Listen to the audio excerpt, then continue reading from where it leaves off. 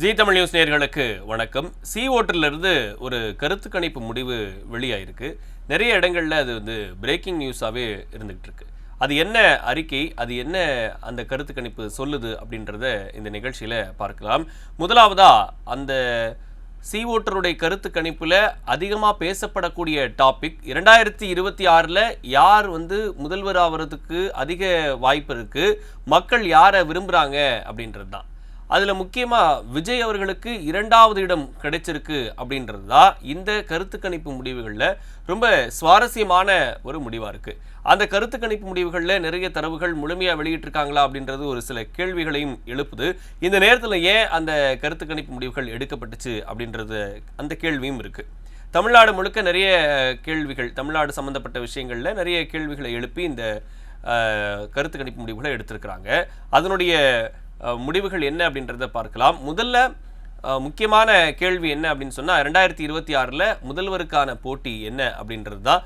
இதுல என்ன கேள்வி வந்துருது, இப்ப அதிமுகவை விஜய் பின்னுக்கு தள்ளுகிறாரா அப்படின்ற ஒரு கேள்வி வருது. அப்போ 2026ல எதிர்க்கட்சி தலைவர் இடத்தை விஜய் பிடிப்பாரா அப்படின்றதும் கேள்வி பார்க்கலாம்.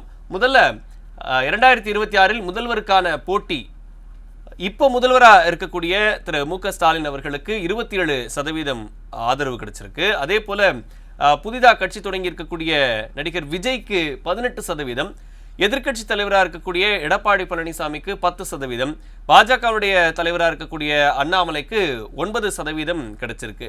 இதுல இருந்து நம்ம என்ன டேட்டாவை தெரிஞ்சுக்கலாம் அப்படின்னு சொன்னா, மீண்டும் முதலமைச்சராக ஆக போறது திரு மு.க. ஸ்டாலின் அவர்கள் தான், மீண்டும் திமுக தான் ஆட்சி அமைக்கும் அப்படின்றத நம்ம இந்த டேட்டாலேருந்து புரிஞ்சிக்க முடியுது.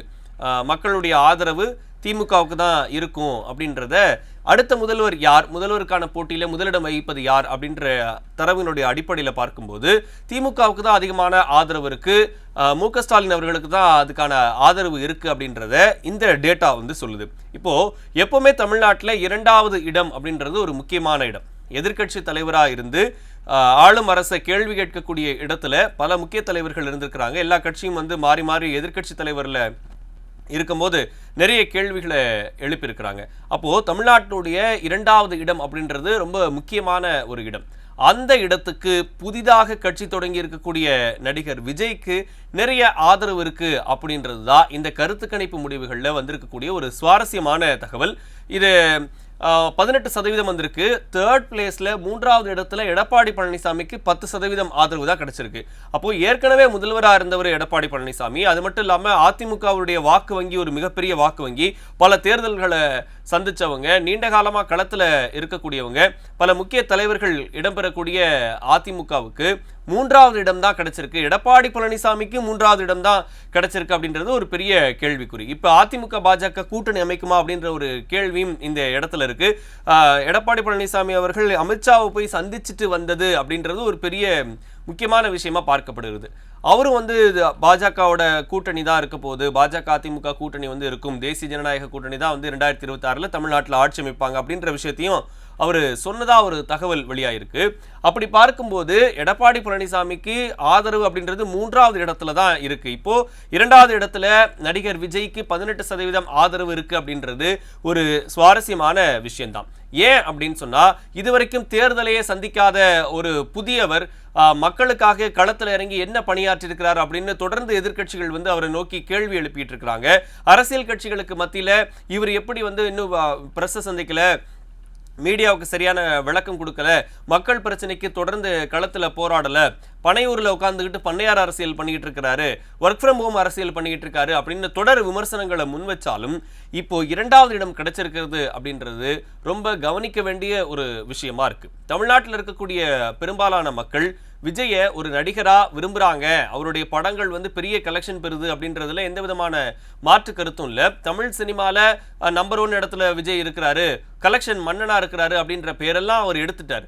ஆனா அரசியல் களத்துல புதிதா கால் வைக்கும் போது நேரடியாக 2ஆம் இடம் அப்படின்றது இந்த கருத்து கணிப்பு முடிவுகள்ல சில சந்தேகங்களையும் எழுப்புது. ஏன் திடீர்னு இப்ப இந்த கருத்து கணிப்பு எடுத்தாங்க, இது பிளான் பண்ணி எடுக்கப்பட்ட கருத்து கணிப்பா அப்படின்ற சில சந்தேகத்தையும் இப்போ இது எழுப்பியிருக்கு. கருத்து கணிப்பு முடிவெல்லாம் நாங்க நம்பல, மக்கள் எங்க பக்கம் தான் இருக்கிறாங்க அப்படின்றத அடுத்தடுத்த இடங்கள்ல இருக்கக்கூடிய ஆட்கள் சொல்றாங்க. ஆனாலும் இந்த இடத்துல தொடர்ந்து களத்துல இருக்கக்கூடிய சீமான் அவர்களுக்கு என்ன சதவீதம் அப்படின்றது தெரியல. கள அரசியலில் இருக்கக்கூடிய அண்ணாமலைக்கு குறைவான இடம் கிடைச்சிருக்கு. அது கடைசியான இடத்துல வந்து அதை பிளேஸ் பண்ணியிருக்கிறாங்க சி ஓட்டர். அப்படி இருக்கும்போது இந்த இரண்டாவது இடத்துல விஜய் தன்னை நகர்த்தி வைப்பதற்கு எது காரணியாக அமைந்திருக்கிறது அப்படின்றதையும் நம்ம கவனித்து பார்க்க வேண்டிய ஒரு தேவை ஏற்பட்டிருக்கு. இந்த 18%க்கும் 27%க்கும் இடையில 9% தான் டிஃபரன்ஸ் இருக்கு அப்படின்ற ஒரு பாயிண்ட்டையும் நம்ம கவனிக்கணும். அப்போ எதிர்க்கட்சி தலைவரா விஜய் 2026 அமர்வாரா அப்படின்ற கேள்வி இப்பவே எழுப்பி விட்டுருக்கு இந்த கருத்து கணிப்பு முடிவு. கருத்து கணிப்பு முடிவுகளை முதல்ல வெளியில சொல்லிட்டு அதற்கு பின்னாடி அதை வந்து மக்கள் மத்தியில திணிச்சு இதுதான் உண்மை இதுதான் உண்மை இதுதான் உண்மை அப்படின்னு சொல்லி இது ஒரு எலெக்ஷன் ஸ்ட்ராட்டஜியா இருக்குமோ அப்படின்ற கேள்வியெல்லாம் கூட இப்ப எழுப்பியிருக்கிறாங்க. அதனாலதான் இரண்டாவது இடத்தை வந்து கொடுத்திருக்காங்க. ஒருவேளை முதல் இடத்தை கொடுத்திருந்தா அது இன்னும் பெரிய கேள்விகளை வந்து எழுப்பியிருக்கலாம். இந்த 18% ஆதரவு அப்படின்றத அந்த சதவீதத்தெல்லாம் விட்டுட்டு இந்த இரண்டாம் இடம் அப்படின்றத வச்சு நம்ம கவனிக்கும் போதே விஜயனுடைய ஆதரவு தமிழ்நாட்டில் பெருகுதா? அவர் இன்னும் களத்துக்கே வரல. அப்ப களத்துக்கு வந்துட்டா அவருக்கு ஆன ஆதரவு வந்து இன்னும் பெருகுமா அப்படின்ற கேள்வி இருக்கு. இன்னும் நிறைய விஷயங்களை வந்து விஜய் பேசல. பஞ்ச் டைலாக் பேசுறாரு. முதல் பொதுக்குழு கூட்டத்தில் பஞ்ச் டைலாக் பேசுறாரு. சினிமா பார்த்த மாதிரி இருந்துச்சு. எல்லா பஞ்ச் டைலாக்கையும் சேர்த்து ஒரு 15 நிமிஷத்துல அவர் பேசிட்டு போன மாதிரி இருந்துச்சுன்ற விமர்சனத்தை திமுக தரப்புல இருந்து தொடர்ந்து முன் வச்சுக்கிட்டு இருக்காங்க. அவர் அதிமுகவை சீண்டவே இல்லை அப்படின்ற மாதிரியான விமர்சனங்களும் முன்வைக்கப்படுது. இல்ல அதிமுக பாஜக டிவிக்கு கூட்டணி வந்துடும் அப்படின்ற விமர்சனங்களும் முன்வைக்கப்படுது. ஆனா விஜய் இந்த தேர்தலை தனித்து சந்திப்பதற்கும் அவர் தயாரா இல்லை. யார் வந்தாலும் ஏத்துக்கிறோம் அப்படின்றத தொடர்ந்து அவருடைய மாநாட்டில இருந்து சொல்லிட்டு இருக்காரு. அப்படி இருக்கக்கூடிய நிலையில இந்த இரண்டாம் இடம் இந்த கருத்து கணிப்பு முடிவுல ஒரு முக்கிய அம்சத்தை பெறுது அப்படின்னு தான் சொல்லணும். பார்க்கலாம், இன்னும் ஒரு வருஷம் வெயிட் பண்ற மாதிரி தான் இருக்கும் இந்த முடிவுகள் எவ்வளவு தூரம் உண்மை அப்படின்றத. அடுத்த தரவு என்ன சொல்லுது அப்படின்னு சொன்னா, தமிழ்நாடு அரசின் செயல்பாடு குறித்து மக்களுடைய கருத்துக்கு. தமிழ்நாடு அரசனுடைய செயல்பாடுனா திமுக அரசனுடைய செயல்பாடு எல்லாம் ஒண்ணுதான். மிக திருப்தியா இருக்குன்னு 15% பேர் சொல்லியிருக்காங்க. சிறிதளவு திருப்தி, ஓகே ஓரளவு எல்லாம் பண்றாங்க அப்படின்ற மாதிரி ஒரு 36% வந்திருக்கு. இல்லை எங்களுக்கு பிடிக்கல அப்படின்னு ஒரு 25% சொல்லியிருக்கிறாங்க. கருத்து கூறவே விரும்பலைன்னு ஒரு 24% வந்து சொல்லப்பட்டிருக்கு. இந்த தரவனுடைய அடிப்படையிலும் வந்து எப்படி எதை பேஸ் பண்ணி எடுத்திருக்காங்கன்ற தரவெல்லாம் வந்து அவங்க கொடுக்கல. ஓகே ஓரளவு ஓகேவா இருக்கு அப்படின்றதுக்கான சதவீதம் தான் வந்து அதிகமாக இருக்கு. அடுத்தது பார்க்கும்போது முதல்வருடைய ஆட்சியினுடைய செயல்பாடு எப்படி இருக்கு அப்படின்னு கேட்டிருக்கிறாங்க. அதுவும் வந்து சிறிதளவு திருப்தி அப்படின்றது தான் அதிகமாக இருக்குது. 33% இருக்குது. ஓகே, சிஎம்மோட ஒர்க்லாம் ஓகே பரவாயில்ல, ஒன்றும் சிறப்பாக சொல்லிக்கக்கூடிய அளவுக்கு இல்லை அப்படின்றது தான் அதில் வந்து முதலிடம் பெறுது. திருப்தி அற்றதுன்னு ஒரு 22% பேர் சொல்லியிருக்காங்க. கருத்து கூறவே நாங்கள் வந்து விரும்பலை அப்படின்றதையும் ஒரு 23% சொல்லியிருக்கிறாங்க. அடுத்து பார்த்தோம் அப்படின்னு சொன்னால் எதிர்க்கட்சி தலைவர் எடப்பாடி பழனிசாமியுடைய செயல்பாடுகள் எப்படி இருக்குது அப்படின்ற கேள்வி வச்சுருக்காங்க. அந்த கேள்விக்கு வந்து கருத்து கூறவே விரும்பலை அப்படின்றது தான் சதவீதம் ஜாஸ்தியாக இருக்குது. அது மட்டும் இல்லாமல் திருப்தியே இல்லை, அவர் ஒரு எதிர்க்கட்சி தலைவராக சரியாக செயல்படலை அப்படின்ற மாதிரி 32% பேர் சொல்லியிருக்கிறாங்க அப்படின்னு சொல்லப்பட்டிருக்கு. அடுத்து பார்த்தோம் அப்படின்னு சொன்னால் மக்கள் எந்த விஷயங்களை முக்கியமாக கருதுறாங்க, இது ரொம்ப முக்கியமான ஒரு விஷயம். தமிழ்நாட்டில் இருக்கக்கூடிய பிரச்சனைகளில் எதை ரொம்ப முக்கியமாக பார்க்குறாங்க அப்படின்னா பெண்கள் பாதுகாப்பை அதிகமாக கவனிக்கிறாங்க. அதுக்கப்புறம் விலைவாசி உயர்வை கவனிக்கிறாங்க. மதுவும் போதைப் பொருள் பயன்பாடும் அதை கவனிக்கிறாங்க. வேலைவாய்ப்பு பற்றாக்குறையை கவனிக்கிறாங்க. இதில் முக்கியமாக பார்க்க வேண்டிய பிரச்சனை, முதல் 3 பிரச்சனை பெண்களுடைய பாதுகாப்பு கேள்விக்குறியா இருக்கு. எதிர்க்கட்சிகள் இப்போ கையில் எடுத்திருக்கக்கூடிய விஷயம், யார் அந்த சார் ஆகட்டும், மற்ற பாலியல் சம்பவங்கள் நடக்கக்கூடிய பாலியல் குற்றங்களை வந்து கையில் எடுத்து ஆளும் அரசை கேள்வி கேட்கக்கூடிய விஷயம் அப்படின்றது பெண்கள் பாதுகாப்பு தமிழ்நாட்டில் குறைகிறதா, மற்ற மாநிலங்களை கம்பேர் பண்ணும்போது பெண்கள் பாதுகாப்பு தமிழ்நாட்டில் அதிகமாக இருக்குது அப்படின்றத பார்த்தாலும் கூட இந்த பெண்கள் பாதுகாப்பு இப்போ தமிழ்நாட்டில் கேள்விக்குறியா இருக்குதா அப்படின்ற விஷயத்தை தான் மக்கள் அதிகமாக பார்ப்பதா சொல்லியிருக்கிறாங்க. விலை உயர்வை பொறுத்த வரைக்கும் ஏற்கனவே வந்து சொத்து வரி உயர்த்திட்டாங்க, குடிநீர் வரியை உயர்த்திட்டாங்க, பெட்ரோல் டீசல் விலை எல்லாமே வந்து உயர்ந்து தான் இருக்குது, அதை குறைக்கிறேன்னு சொன்னாங்க. பால் விலையை உயர்த்திட்டாங்க. பேருந்து கட்டத்தில் வந்து இலவசமாக பேருந்து கொடுக்குறேன்னு சொல்லிட்டு பெண்களுக்கு இலவசமாக பேருந்து கொடுக்குறேன்னு சொல்லி மற்ற பொதுவான கட்டணங்களை வந்து உயர்த்திருக்கிறாங்க அப்படின்னு நிறைய குற்றச்சாட்டுகளை வந்து எதிர்க்கட்சிகள் வச்சுக்கிட்டே இருக்கிறாங்க. விலைவாசி உயர்வு இந்த ஆட்சியில் எப்படி இருக்குது அப்படின்றதையும் மக்கள் வந்து கவனித்து பார்த்துட்டு இருக்கிறதா சொல்லப்பட்டிருக்கு. மதுவும் போதைப் பொருள் பயன்பாடும், ஒரு பக்கம் வந்து போதைப் பொருள் விழிப்புணர்வு அப்படின்னு சொல்லி அரசாங்கம் நடத்தும், இன்னொரு பக்கம் டாஸ்மாகுடைய எண்ணிக்கையில் வந்து எவ்வளவு தூரம் குறைச்சிருக்கிறாங்க அப்படின்றத வந்து கேள்வியா இருக்குன்றதையும் தொடர்ந்து எதிர்க்கட்சிகள் வந்து முன்னாடி வச்சுக்கிட்டே இருக்கிறாங்க.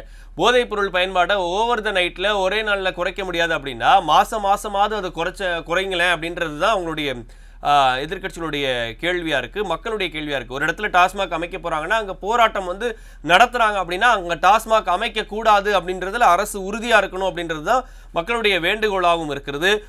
ஒரு மாதத்திற்கு 500 கடைகள் மூடணும் அப்படின்றதும் மக்களுடைய எதிர்பார்ப்பாக இருக்குது. எங்களுடைய ஆட்சியில் 50% நாங்கள் வந்து இதை டாஸ்மாக் மதுபான கடைகளை வந்து குறைச்சிருக்கிறோம் அப்படின்றத இந்த அரசு உறுதிப்படுத்துமா அப்படின்றதும் ஒரு பெரிய கேள்விதான்.